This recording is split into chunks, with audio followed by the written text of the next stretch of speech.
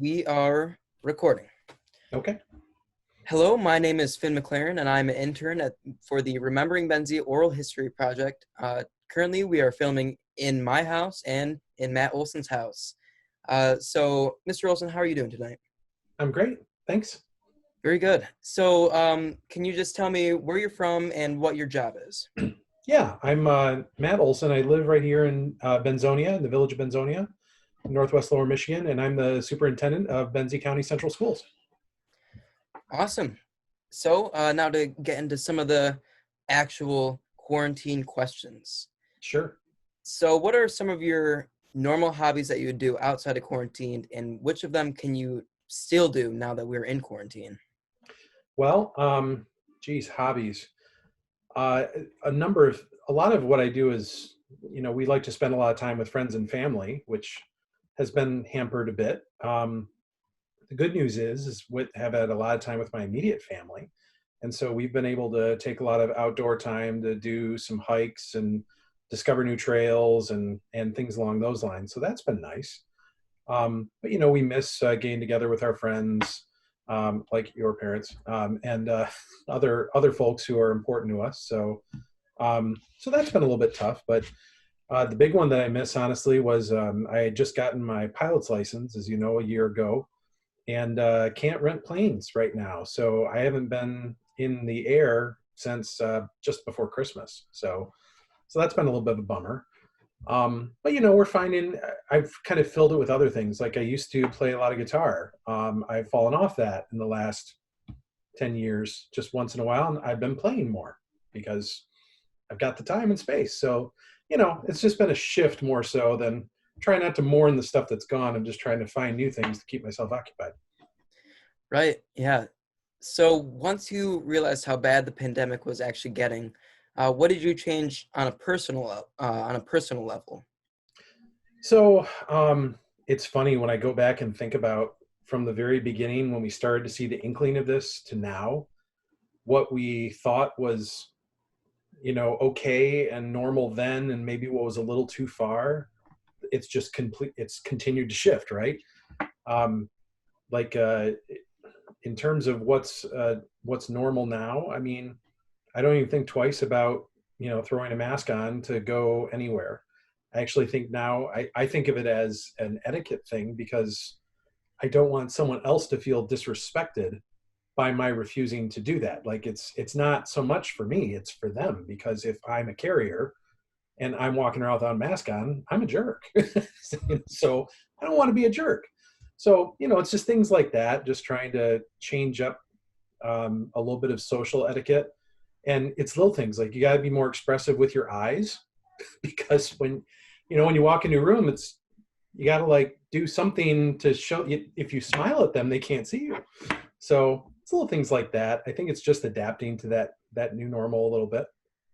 Sure. How did your family operations change? So family wise, it's funny. I remember very early on in this was when we had our most trouble with my kids. Like the kids in the beginning, I think all of them kind of had a moment of, it's called a meltdown. That makes it sound really negative, but they all had a moment of clarity where they emotionally just kind of broke down, and said, and were just frustrated, angry, sad, all that. But it happened pretty early on. And once that happened and all of us kind of got that out of our system, that frustration, that anger, all those emotions, we kind of shifted into the next gear of, okay, so this is where we are. And it's actually gone really pretty well. Like we've gotten closer. We've spent more time together. I mean, we were pretty tight knit, immediate family before, but I think it's kind of gone to a new level. From that side, it's been really awesome. So I'd say that it's just a matter of we spend a lot more time together, and it hasn't. I know we joke about that being kind of problematic. Oh, we're spending so much time with our family, but for my family, it hasn't been bad. Actually, it's been pretty awesome in a lot of ways. That's great. That's awesome. And of course, a big one, how did your job change? I could spend the rest of the interview on that. It's it's it's been really, really wild, Finn. Like for one thing, I mean, I'm talking to you from my new office. I mean, this is where I spend a lot of my time now. And it's just my den kind of guest room that it's literally got a Walmart plastic table that I had like for parties. And I took my stand-up desk from the office because I couldn't stand sitting anymore. So I'm actually able to like, stand and talk, because if I sit all the time, it just, oh God, it feels horrible. So I spend a lot of time in here because a lot of my interactions, the job of a superintendent really is 90% talking. I mean, it's, when you think about it, it's mostly working with groups of people. And now most of that has to happen just like this. So yeah, I spend a lot less time at the school because that's what we're supposed to be doing, and a lot more time in here. And it used to be, more recently, we've been a lot more present focused than future focused, which, to be honest, is kind of hard. That's, as a superintendent, I don't feel like it's my job to just react. I'm supposed to be proactive. And I think we've been doing a really good job at that. And we've had to shift completely into reactive mode in the last couple of months, because it's just changing day by day by day by day. So yeah, I could go on, but that's the biggest pieces for sure. So now what is a normal day for you now, if there is one? There, I will say I've had this question before when people ask me about my job before. I love this, before, pre-pandemic, post-pandemic. But there is really no typical day, and there wasn't before either. Because some days I go into the office and I've got a project to work on, but I never sit in the office and work on a project for 8 hours straight. That just doesn't exist. Usually my day is a lot of working with groups of people that are either in the district that are working on projects that, I'm somehow responsible for overseeing, or it's working regionally, like with our intermediate school district, the immediate 15 districts in our area, and thinking about how we can work together regionally. I've been doing a lot more of that. Or even larger scale. Sometimes I find myself going to Lansing to advocate for at the state level. Part of my job is a little political that way. Like, I need to liaise with people who are making policy that's going to directly affect school districts like ours. So those things are still happening for the most part. I will say that the typical day now is a lot more focused on what can we do to adapt, improvise, and overcome. We're really just trying to figure out, what does education look like in this new reality? And we had an immediate problem that we've immediately worked on, and now we're starting to get into a groove, a little bit of an uncomfortable groove, but a groove. And now it's really focused on, okay, so this clearly isn't going away in a week or two. So what does the next stage look like? We're starting to right now think ahead to, I need to think about, what does school look like in August and September? And because it's, at this point, I think most people are coming to the realization that it's not going to be whatever normal was. So how can we make it as normal as possible and as quality as possible? And we don't know what the parameters are. So we have to come up with a plan A, a plan B, a plan C, and figure it out from there. So Yeah. How has just normal schooling changed currently? oh wow, yeah, I think pretty well. But yeah, it's different. It's the challenge for us is, when this whole thing happened, people seem to kind of immediately go to, well, we'll just shift everything online, which sounds, I won't say it sounds great, it sounds logical, but it's just not that simple. I could write a book on the barriers between just doing what you do and then poof, flipping it all online. It's because, one, I mean, when you live in a 350 square mile rural district with there are plenty of people in our district that either can't afford, can't get access to, have meager to access at best. There's all sorts of just different scenarios. And it's not even just students, it's staff. We're saying, well, the teachers can just teach online. Well, what if the teacher lives out in the middle of the woods and has a crappy internet connection and can't do? We've had those issues. And so it's just constantly troubleshooting around how to do that. And we can't do everything online. It's just not possible because so many people have those barriers. So you're trying to balance a paper pencil version of schooling with this, and they're not equal. They're not the same. You can't pretend that one is a perfect analog of the other. And we're just doing the best we can. And for the most part, I got to say, I feel really good about the efforts that we've made, but we got a long way to go. Sure.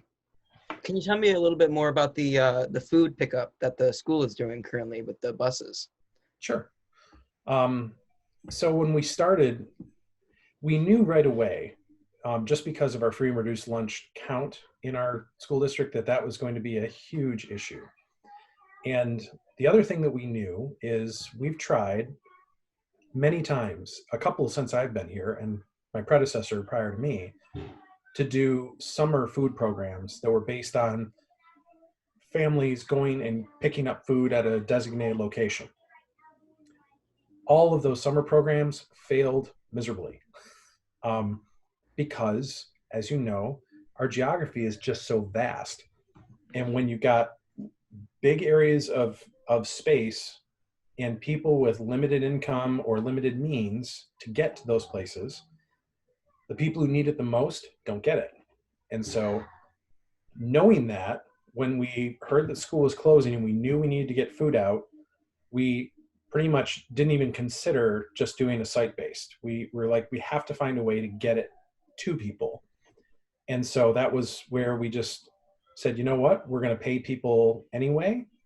Let's bring the bus drivers in and put them on the buses. And so it was kind of born from there.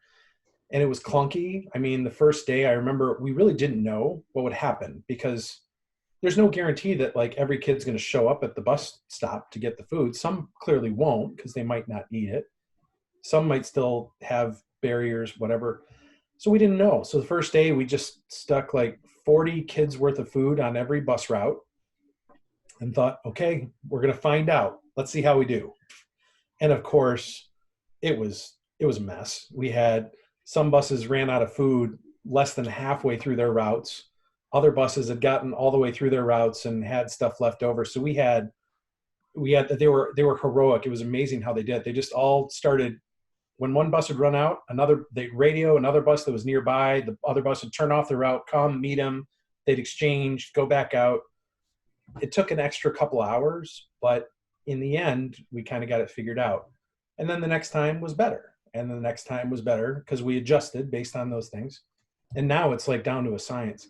First day, it took us about an hour to load all of the buses and get them out of the parking lot. Now we have it down to about 15 minutes. That's awesome. Like 6,000 meals, 16 buses.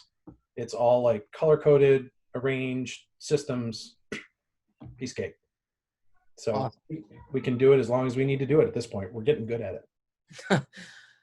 Can you tell me a little bit, how do you think the community as a whole has changed? That's a big question, Finn. I think there's been some good and some not so good. It's this situation just society-wise has created some division. I mean, we've seen what's been happening at our state capitol, and you get on social media and you see some of that kind of vitriolic stuff between sides. I like to think we don't have too much of that, but I've seen some of it. But on the positive side, which is where I'd rather end because I think it's a lot more, I think that it's really pulled people together because we all have to depend on each other in these kinds of situations. We've really rallied. And the thing that I've seen that's really been probably the best silver lining for me personally is, our school district, schools in general, I'm not going to just say Benzie, but schools in general have experienced over the last 20 years that I've been in education, a gradual kind of, I don't want to overstate this, but like little bit of a loss of stature in the community. There's a little more distrust than there used to be of public schools. There's a little more animosity towards public schools. We've struggled more. And what I think this has done, even though it's been hard and it's been a big struggle for a lot of families that I absolutely do not want to minimize, there's been a little bit of a renewed appreciation for what we do, because we're not doing it right now in the same way. And people are like, wow, you really do? Wow, schools do that? Wow, I didn't know so many kids depended on you for food. Wow, I didn't know how hard it was to teach one kid. How do you teach 30 at once? Wow, there's been a lot of that. And so from that end, there's been a lot of really good vibes and appreciation, even in the midst of a lot of struggle. We've gotten all sorts of feedback from families that says, gosh, we're really struggling right now, but thank you so much for your support. It's not perfect, but man, you guys are killing it. So on that end, it's been kind of nice to have that renewed appreciation. Has been really emboldening, and it's been powerful for, I think, myself and for a lot of our staff. That's great. Another big question. What is your personal biggest fear about the virus as a whole? Well,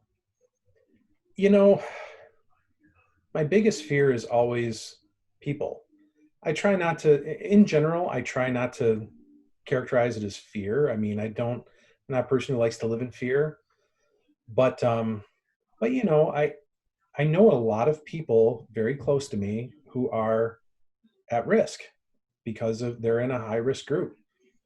We actually went through a really scary time in my family that ended up working out good. My wife's mom got COVID-19, and she's 77 years old, was recovering from surgery, has diabetes. Like, she ticked off a lot of boxes of, oh my God, this is a big deal. And she was 3 hours away in a recovery, like, nursing home where she just had surgery. And so we can't see her. We can't. She actually just came home yesterday after testing positive and going through the quarantine and recovering. And she's fine. She never had to go to the hospital. Life is good.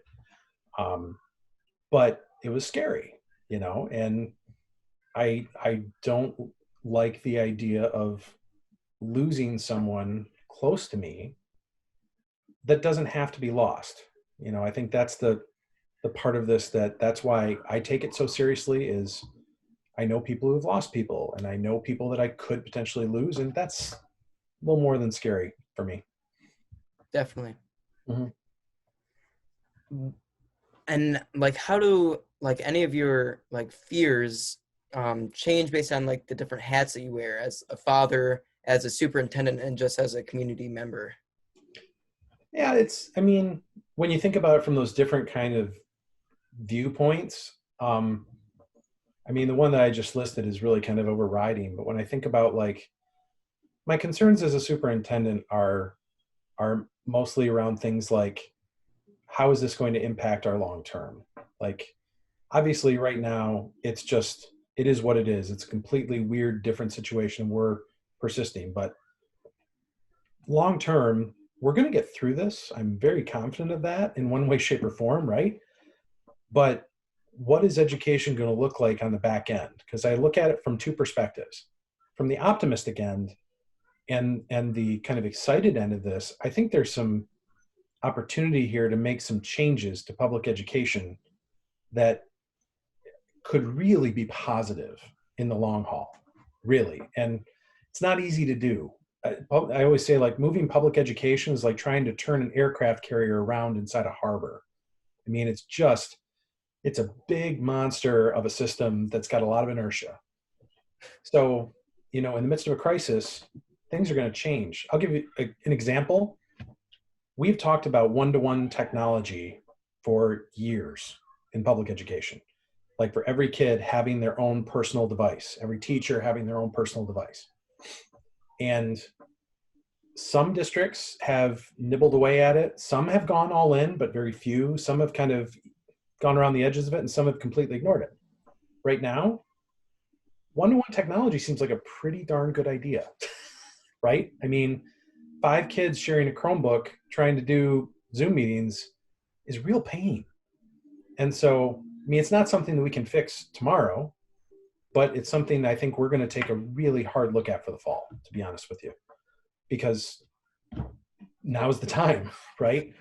So that's a way that you kind of break through the garbage and the red tape and the bureaucracy and the arguments. It's like, all right, well, it's here. Get it done. There's other things like that too. The pessimism side of me is more along the sides of what happens if, for example, I really do generally, what if people are afraid to send their kids back to school in the fall? You know, if we've got, because state of Michigan funding is entirely based upon how many butts you got in seats. So if 100 kids, parents say, you know what, I'm not comfortable sending them, I'm going to keep them home. That's 100 kids times 8,000, actually closer to $9,600 a kid. You know, that's like $1 million. And that's in a $14 million budget. That's kind of a big deal. So that kind of stuff, we have no control over it. I mean, it doesn't do me any good to worry about it, but I hope that when that time comes around, that doesn't happen. And, you know, as a dad, I think all parents right now have the same worry about what's the long-term effect of this on kids. Like the one walking in right now to interrupt my Zoom meeting. Hi, what are you doing? Sorry.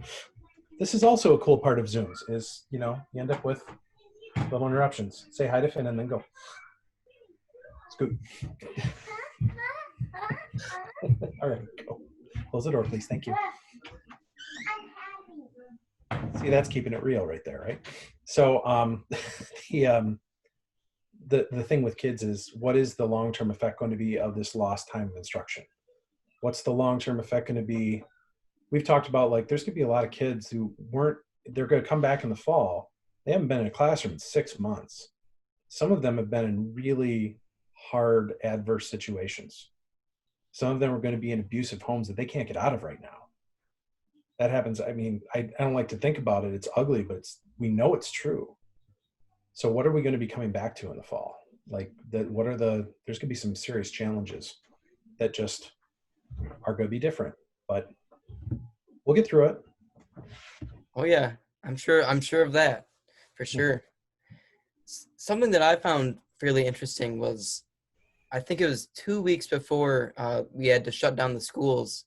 I was actually at a school board meeting, and you were actually talking about how at that current point in time, it was a problem, but we weren't to be worried.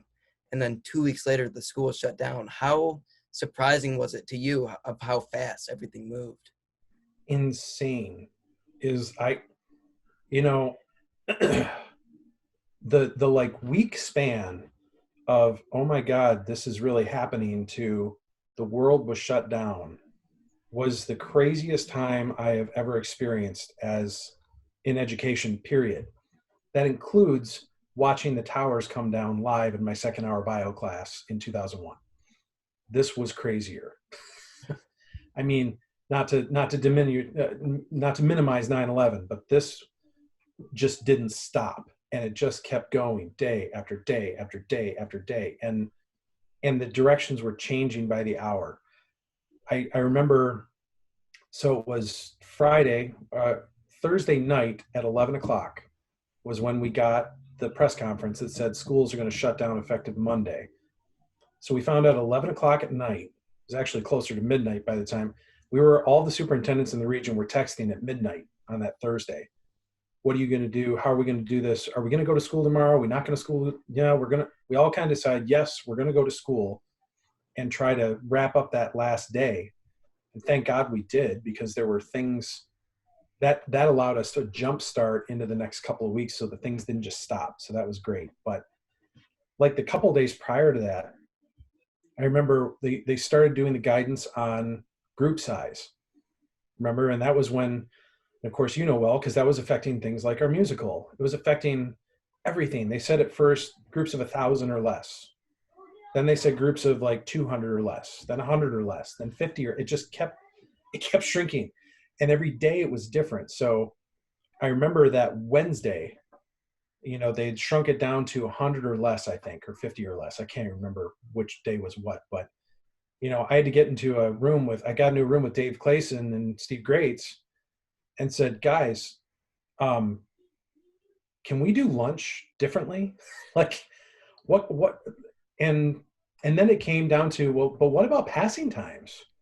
What about bus, like dismissal? What about, how do we, and basically we kind of threw up our hands and we're like, there's no way we can't do school and do groups of only less than, it's not possible. Not the way we're doing it now. And I got on the phone the next day with the health department, and I'm talking with Michelle Klein from Benzie Health, and of course her phone is blowing up. And so she took my call, and I said, Michelle, I don't know what to do here. I don't. And she said, Matt, there's no way you can do it differently. I understand. You just do the best you can. And frankly, at that point, I almost am thankful that the school shut down the next day, because I don't think there was another option, because we couldn't do it that way. But I mean, it was so surreal, and it happened so fast. And, that's why I try to give our leaders a little bit of grace about, why didn't you X, Y, or Z? I get it. I mean, someone said, well, why didn't you shut down the school 2 weeks earlier? It's like, we didn't think who thought that was even a possibility? I sure didn't. And so, but now we're just, we can't think any differently, because this is just our new world. Right. On a brighter note, are there any new hobbies that you've picked up? New hobbies. Well, that's a good, like I said, I really haven't picked up anything new. It's more so just I'm taking time and doing things I didn't used to do. Like I said, I'm playing guitar more. I've since I can't fly, I got my private pilot's license, and since I can't get in the aircraft, I spent a little money and got a study at home course, and I'm working on my next rating, which is instrument rating, so I could fly through clouds and in bad weather and that kind of thing. So I'm still trying to do that. So I'm still trying to do something with it and just keep going. And I've always been a home improvement guy, so I've been doing things in the yard. I'm working on a backyard oasis plan that as soon as I can get someone to pour cement, which can't do at the moment, we're going to do some things out there. Like I've messed with that kind of stuff. But yeah, nothing really new. I've always kind of been a little bit of a Renaissance man. I've not had a hobby that I just fixate on. I do a lot of different things. So I'm just kind of dabbling in all the things I've always dabbled. Awesome. And one last, the biggest question, how has the virus changed your life? So, man, that's a big question. It'd almost be easier to say how it hasn't. I mean, there's been good things. I mean, like I said, it's given me more time at home with the people that I most care about. I'm really fortunate. I don't say this in a braggart way. But it's the truth. I've got an amazing wife who I am really close with. I don't have that stereotypical marriage where the husband and wife snipe at each other. That's just not us. I like spending time with her. And so this has been good. And the same thing with my kids. We're not a perfect family and we have our issues, but the more time has been appreciated and helpful and really kind of nice in some ways. The downside is I'm missing a lot of other people that I care about, my parents, my brothers, my good friends. So I'm by nature, I'm a really kind of gregarious person. I've never been a loner. I'm not an introvert. I am the opposite. I like being out there. I like being with people. I like talking to people. And not having that freedom to do that is really challenging for someone who's kind of that by nature. But, you just adapt and figure it out. And it's just changed my it's not been bad on my work life. It's just being a superintendent looks completely different today than it did a month ago. and it looks completely different then than it did 3 months ago. I mean, it's just, my job is changing by the day, and that's, in some senses, it's exciting. It's challenging. I've always liked kind of the challenge of the job, and I'm not a person who likes, I'm never going to be able to be that superintendent that just sits around and kind of steers the ship straight ahead. That's just not who I am. I want to make it stronger, better, faster, more, just, but this is a level of intensity that I never saw coming. I mean, I ran into my predecessor, to Dave Masinski, the other day on the Beulah Trail. We were walking and we stopped and talked, and he just looked, and the first thing he did when he saw me was he laughed. he's, he's like, "How you doing?" I'm like, "How do you think?"